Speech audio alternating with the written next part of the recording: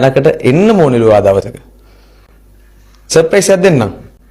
මම කෝල් එකක් ගන්නවා ලංකාවේ මේ ප්‍රසිද්ධ මියුසික් ඩිරෙක්ටර් කෙනෙක්ට.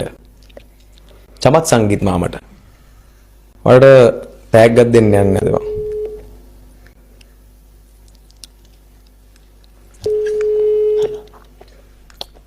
චමත් සංගීත් ෆෝන් එක උස්සලා දැන් වෙලාව 11ට කාලයි.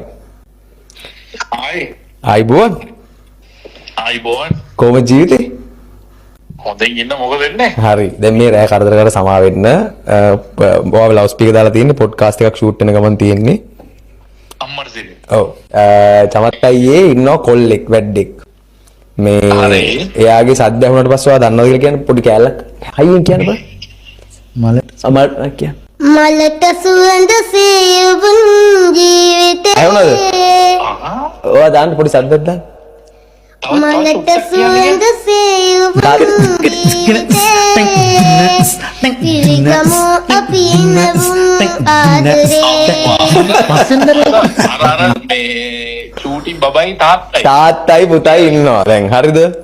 මෙයා ඔව් දැන් ඔයා මැනිකේ මගේ හිතේ මුළු ලෝකෙම දැක්කනේ. කොල්ලගේ සින්දුවකුත් මුළු ලෝකෙම දකින්න ඕනේ.